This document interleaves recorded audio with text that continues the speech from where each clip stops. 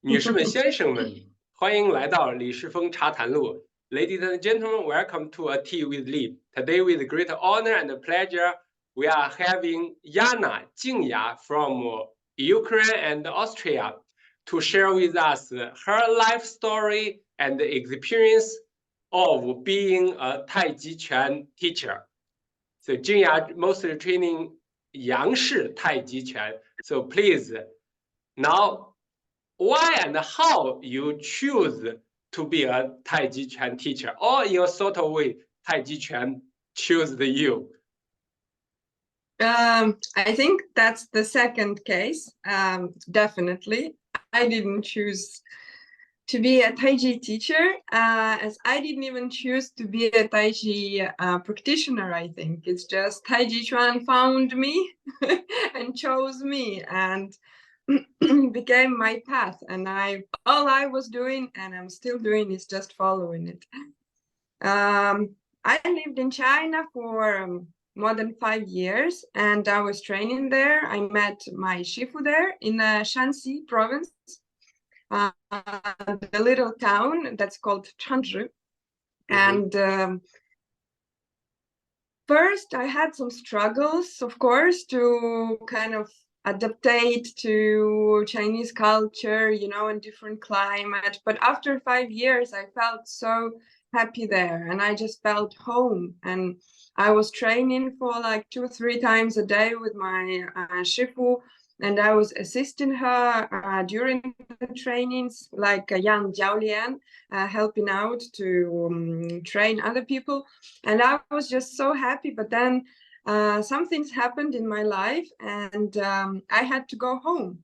And I had to go home like for a long time. It was at least 6 months or maybe a year. And it was so sudden for me that I was just broken almost. I didn't want to go anywhere. I was happy maybe for the first time in my life. I was doing what I loved, and I was near my teacher, and it was just the whole new world for me, you know. And I was so desperate. And I was talking to my Shifu, and I said, look, I don't know, like, I don't want to go anywhere. I'm just so happy. I don't want to leave. And she said, but if you're happy, then you can just be happy at home as well. Like, if you're a happy person, you can be happy anywhere. And I said, but I want to practice. And she said, but you can practice anywhere as well. You can practice there and here. And it's just, and I said, but yes, but I spent so many years away from home, and I lost kind of my connections there and my career. I have to start from, you know, again. And I don't even know what will I do there. And she said, what do you mean you don't know what you will do? You will teach Taiji Chuan. And I was like, what? Really? Me? Teach Taiji Chuan? I think that I could probably never come to the point in my life where I would say, okay, I'm good enough, I know enough that I can start teaching, you know, just for me, it was a kick. Like, my teacher just really, she did that, and she said, yeah, of course you can teach. And I was like, but I'm not a master. And she's like, you don't have to be a master. You can be a young trainer. You can start your path with, you know, basic things. And it's just another way to learn for you as well. It's like a part of your path. And you know, this thing helped me to gain a bit of a confidence that I didn't have to be a master, you know, and it wasn't something like from the top. It's just was a part of studying process for me. And she said, of course you can do that. And by that time I already had some Jiaolian certifications, and I was participating in competitions in China, and I was also assisting my teacher in our training process. She would always give me some new students, and she would show them some moves, you know, and then she would say, you can drill with them, you know, and work on mistakes. So I had some already, like, it wasn't just very new for me. So, and yeah, I came home, and I said to someone that I can give a class because I've lived there and I've studied and I kind of can show you something interesting. And I started my first class and it was great. And it happened so fast. Like, I think people in Ukraine at that time, it was not new completely, but it wasn't very popular either. But the society was What ready. was the moment? When? Which year? Which year? When? Yes. I think I came back in 2016. So it was 8 years ago. I started teaching 8 years ago. Okay. Yeah. But people were ready and everyone just loved it so much. And yeah, I started training there and teaching there. And after 3 years, we have opened our own studio and school. And it got so popular actually in Kyiv that till the past year, I was participating in a program of President of Ukraine, Volodymyr Zelensky, and he included Taijiquan and Qigong in a program of like it used to be in China a long time ago. So to make the people of Ukraine more healthy and to promote a healthy lifestyle and especially training outside. And so I was a part of this very huge health state program where we trained in the parks and taught people. And yeah, it was very, very good experience. So yeah, and I could never think of this, you know, that I could ever do that. And even now, like it's been already, I cannot say that many years, but 8 years of teaching is already something, let's say. Yeah, it's like a base. Of course. Yeah. And even now I can say that if someone asked me, are you like ready, can you teach now? If not for my shifu, I would be never ready. Like I don't think I could ever say this about myself, you know, that I'm a teacher. Or in every time I'd be, or even when we opened our school in Kyiv, and everyone would say, oh, like so whose school is this? And I would always say the name of my shifu. I'll be like, that's her school. I'm just teaching here, you know. She comes. But when I came home after that, after 1 year, I brought my shifu to Kyiv as well. And we did workshops together. And since then, we just kind of traveling back and forth. And yeah. Cool. It's yeah, it's exactly that Taiji Chuan somehow choose you, you know. But what is the very first sight? Why you came to China and what did you do and how you met your shifu, the Taiji Chuan? What was going on? That's also like that's also very you know, in a way classical story, but in another way it's very interesting because I was very far from martial arts. I was very far from like anything like this and this philosophy as well. I was traveling around Southeast Asia. Like I wanted to take a year and travel for like 6 months. I was going to spend in China, and then I wanted to go to Malaysia and other places around.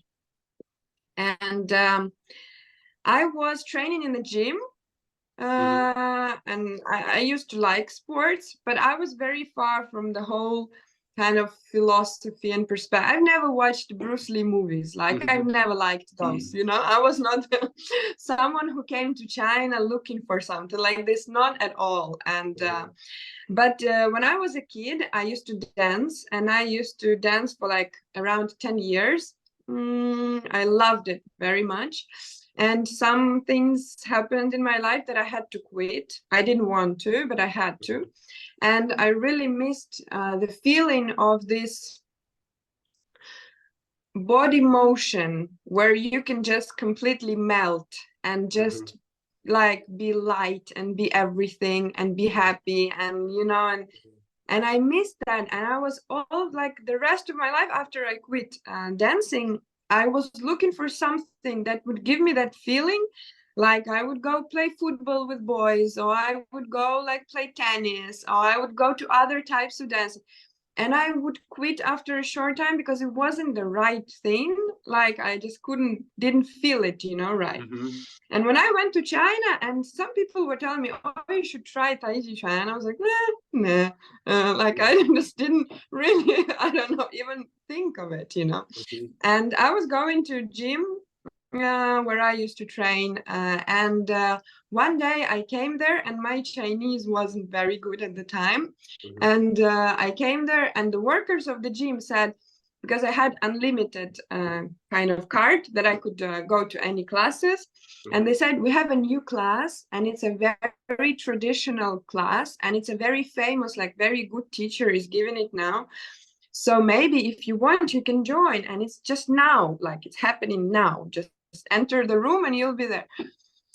And I was like, what is this class? And they said, blah, blah, blah. I don't understand Chinese then. So for me, it didn't mean anything. It was, they said Taiji Chuan, but now I know this. But then, and I didn't understand what they said, but I said, no, okay, well, I'll go.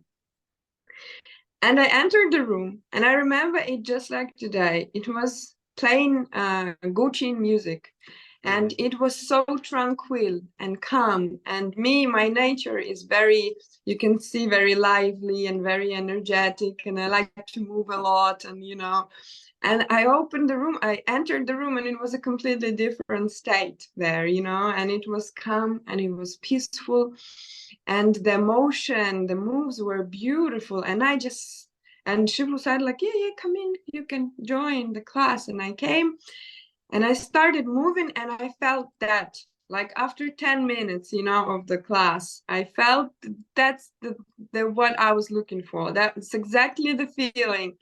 And it's just amazed me. And I didn't know anything about philosophy, about the name of the class. What is this about?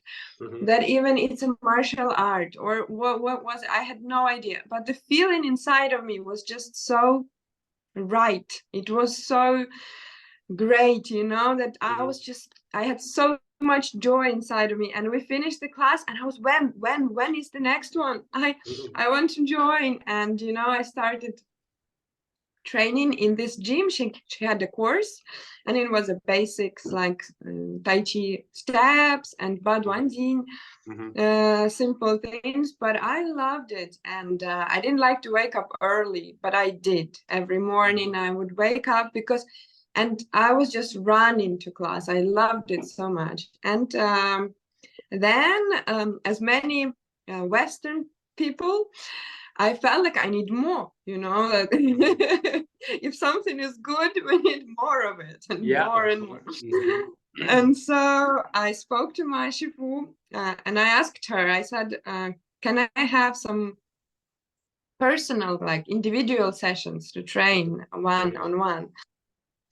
And I can pay and everything, but I just really want. And I remember her look at my face, and she said, why do you think I want your money, or I want to teach you? Like, what happened that you think so, that I really want to give you a class? And I remember myself, and something broke, like my picture of the world, because I couldn't, like, I was, what what what do you mean?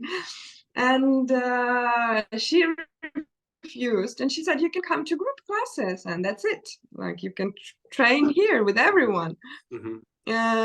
But then I've learned that she was giving classes in the park for all the Chinese people around every morning at 6 o'clock. And I asked her whether I could come there, and she said, I don't think so. And I was, why? And she said, but because you don't really like fit, you don't speak Chinese much, I don't know how to teach you, and no, like, I don't, you can just come here and train here in the gym with all these people here. And I was so almost offended, because we don't like to be refused that much. And I wanted to get to that training. So I just came there. I found the park, and even though she said no, I got there. I was there at 6 in the morning, and she was laughing. She saw me. She said, what are you doing here? And I'm like, I come for training. She said, but I told you not to. And I was like, I know, but I really want. And she started laughing and she said, okay, then if you are here already, you can start. And she made me stretch like for 2 weeks or so. I was just, everyone was doing these beautiful forms and, you know, beautiful moves. And I was the only one that was doing just stretching. And later I realized that this is the, you know, traditional Chinese approach in martial art when you get a new student. And but then I was just, why would I do? But, you know, I was persistent. I really want to learn because I found what I wanted. Like it was just my thing. And I felt it so right that I was ready to stretch as many days in a row that was necessary. And so I passed kind of this, you know, 2 weeks of stretching at 6 in the morning. And at some point she said, okay, come, I will teach you. And from that time, I started training with her, and it was 6 days a week, and later it was 2-3 times a day, because I was following her to every classes she had with kids or around the city, and then I was helping to carry things or like anything, because I just think that's an amazing person. This is one of the greatest people I've ever met in my life, and just being around is just a blessing. So yeah, so we spent a lot of time together, and I was training, and even when I went back home, I was training there, and we're still in touch. And yeah, I'm very looking forward to see my shifu here in Austria next year. Amazing! Wow, this is really something that the Taiji Chuan chose you, you know. Okay, I think yeah. the second question I don't even need to ask, because you know, the second question is what kind of mistake you made on the way of training. I think you don't really will make mistakes, right? You have did you make some? Did you make some? I just think I made so many, and I think, so you many, know, okay. I think that you know, mistakes are a part of learning, and if we don't make mistakes, we don't learn anything. It's impossible to not make mistakes. Yeah. And especially in terms of practice, training, and especially teaching, it's just silly to not to make mistakes. They are not something negative. They're just something, they're like lessons, you know. You made mistake, you look at it, and then you kind of, you passed a lesson, so you know something new, right? And then you pass another one, and this is how you kind of go step by step. You climb that mountain, right? And if you don't make any mistakes, that means that probably you are not moving anywhere. You are probably just standing. That's very true. So I think that I've made many mistakes that I have realized, and that I've gained a lot through making them. And I think I still do make some mistakes, yeah, and it's an endless process. And this is why I love, one of the also reasons why I love Taiji Chuan so much as a training system, because there is no limit, and you can never see the limit. It's just endless, just like the sky or an ocean. You just stay there, and every time you open a door, and there is more, and there is more, and there always will be. It will never come to the end, you know. And that's a beautiful thing, absolutely, about it. But in terms of teaching, for example, I wanted to point at one thing today. Also, not just like about a mistake, but about something you come to realize with time. Yeah, that when we are young people and we are teenagers and we meet our first love, and we are so passionate, we just love that person. We say, oh my gosh, she or he is so beautiful, and you want everyone to love him or her too, and you bring to parents this person. You say, look, this is the girl I love, or the boy I love, and look, they're so beautiful, and your parents will like, they're okay, and you are just offended almost. You want to prove them that this person is, Gio, he's amazing. Mhm. And it's the same with practice. A lot of young practitioners, or when you just start this new life and you're just so passionate about what you have found, in your life, and you just want to share it with everyone and be like, look, this is an amazing thing. And it is an amazing thing, absolutely. And it is absolutely for everyone, but not everyone has to practice, and it's very important to realize that everyone has their own path. And when we are young, we kind of trying to push it a bit more, and with time, as the relationship with our loves mature, our love to practice matures as well. We grow through it, and it becomes something not so flashy, but rather stable, something that's a part of us, and something that we are very confident in, and we don't seek the proof, and we don't want to prove anyone that's what we do is good, and people that need a proof, they just don't need practice, because what they look for is proof, but not practice. These are different things. And so I have come through years of teaching, and I have realized that what teacher can do is accept students that are ready for studying, right? Not look for students, not turn all the people around into their students, not kind of push this, the teaching, and it's very important because then the teaching and the tradition gets passed on to the people who are ready to accept it and understand it and open their hearts to it. And sometimes, for example, like with me, I didn't look for it. I didn't know anything about it. And actually, I've learned some Chinese language only because I had to understand what my shifu tells me, because she didn't speak English. And so my Chinese is just completely learned thanks to practice, to Taiji Chuan. And even though I didn't know anything about this, and I didn't look for it, but I was ready. Like somewhere inside of me, the time has come. Like everything kind of got together, the puzzle got together, and then I started learning. And I think that's very important for a teacher to be able to see that in people and accept and follow. Yeah, definitely. So you mentioned that, okay, maybe the arts, for example, like Taiji Chuan, you are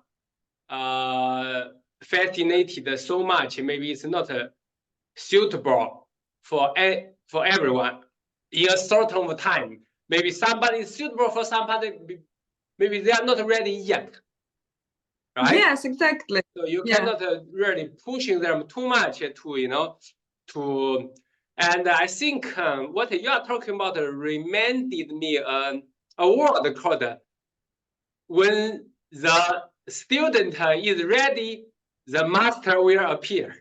Well, yeah, exactly. Yeah, something like this. Okay, cool. Very touching story. Okay, so what I mean, particular mistake you made? I mean, you are talking about the teaching, to don't pushing so much, like to, okay, Taiji Chuan is like, Mr. or Mrs. Everything. No, it's not. But what particular mistake you made on the way of training? For example, have you ever get any injury? If you had some, how we supposed to avoid? Or if you haven't, so on your way of teaching, what you see the very common mistake the beginner or the advanced ones made? In terms of the approach to training, the common mistake is, again, it's the I think when people really like something and they want a lot of it and more, and sometimes beginners overtrain a lot, and they do overtrain, and that burns them out often. So when you like something and you be like, yeah, I like this type of training, so I'm gonna train 12 hours a day, for example, you know, and then this is exactly, talking about the injuries, this is exactly when the injuries come, because when your legs are tired, when your back is tired, then you start compensate with different joints and stuff, and your muscles cannot hold you right, and the body cannot remain aligned so much. And this is where technique goes down, and you start making mistakes, and you can injure your knees very easily, or other parts of your body. And I always say this to my students, and my Shifu used to tell me that all the time: if you feel really tired, like not tired that you don't want to train tired, no, but you feel the tiredness in your body, like in the muscles, that your leg cannot hold you anymore, then just rest, you know, because if you, so there is often this, you know, the question they ask: if I train every day, how long do I need to get to some point? And I always say, like, first thing, which point you want to go, like, what is there some kind of, you know, do they give medals on the way, or I don't know anything about this. And another thing is that if you train like 2 hours every day, you will probably get the results within the change within your body faster than if you train 10 hours a day, you know. And this is also, you know, that, right? It's a very common thing in martial arts. So it's very important to keep the dose right, just like with the food. If you eat too much, you cannot digest it. And I think I got that for a few times when I was just starting. I used to train a lot. I didn't completely, like, I never injured myself. I didn't have any injuries during my training process, but I was close. Like, I could feel that I was close to that. So I would, you know, they say when you eat after your meal, it's good when you finished your meal and you feel like you are full, but you could kind of have another piece, you know. So like, so that's the perfect amount of food. And I think that with training process, it's the same. It's good when you feel that you already, like, that's all you can do, but just maybe a little bit more. So that just didn't stop. That's the time to stop, but do it systematically, because sometimes people confuse this with laziness and be like, just train not enough. So it's very important to keep the balance, to be attentive. And we all know that the training has to be there has to be a system. It has to be constant every day, just like a drop of water, but a very long time during each day, and then there'll be a result. That's cool. What I wanted to say.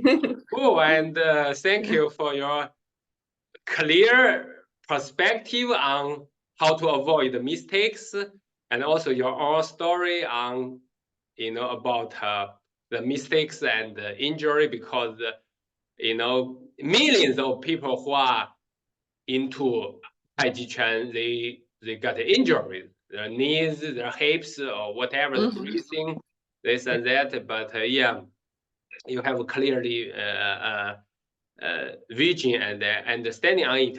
Okay, so the last question is, what does Taiji Chuan mean to you? It's my path.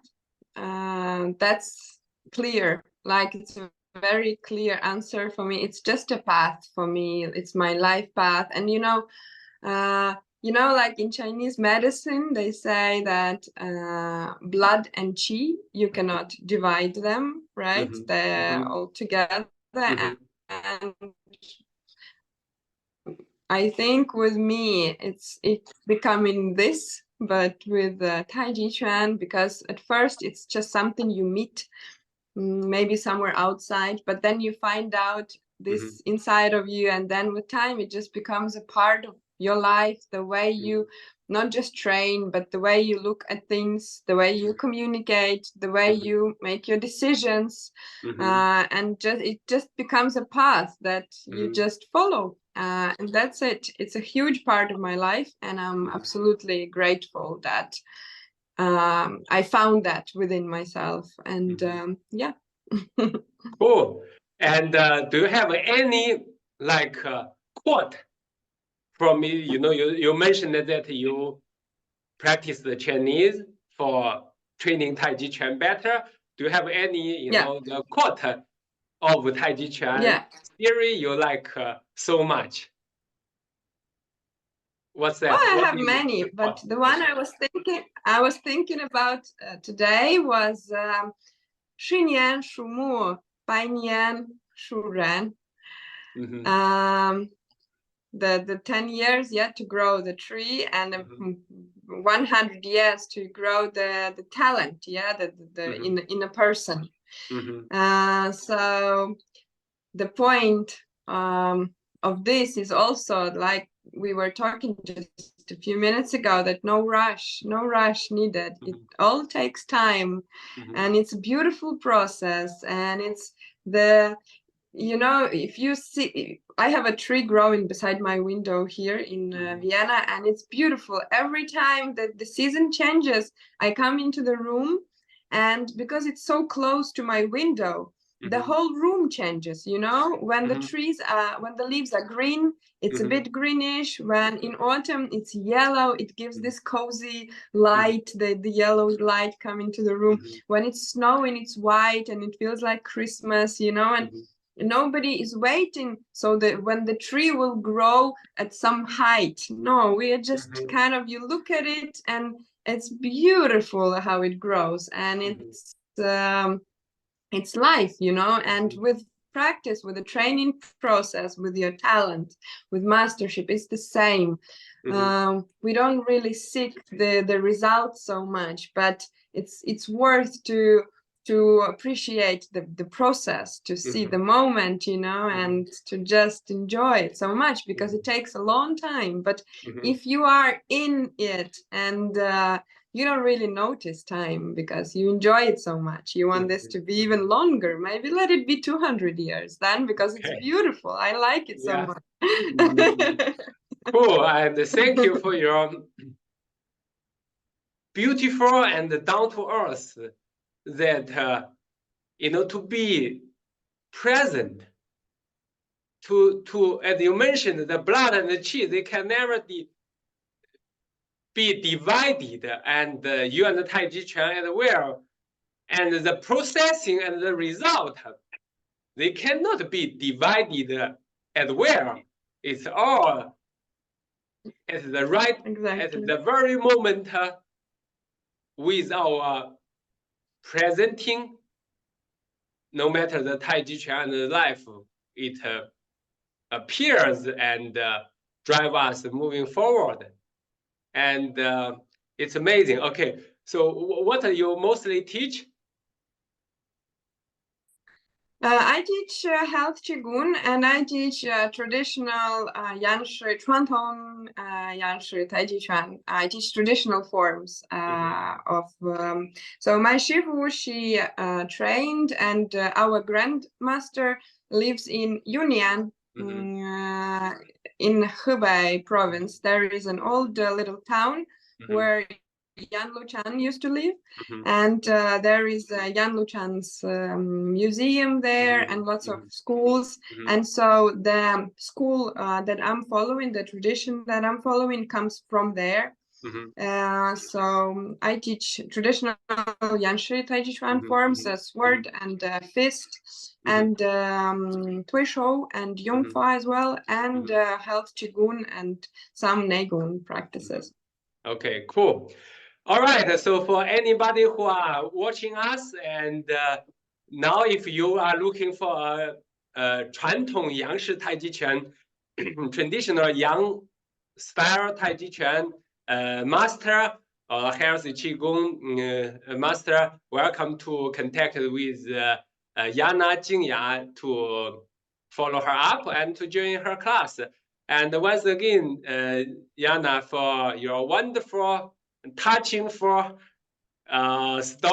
and I'm looking forward to share more with you. Thank you so much. It was a great morning, and it kind of felt very uplifting, you know, when I saw you just on the screen, and this very sincere smile and a kind of a sunny mood. And thank you for keeping this, you know, energy of light and smiling. And yeah, it was a great conversation. I'm very happy about it. Sure, we take. I'm looking forward for more as well. Okay, Ganbei. Ganbei. So ciao ciao, and I think I should say paka paka, right? It's how you say in Ukraine. You can say that. Okay, well. paka paka. 再见。再见。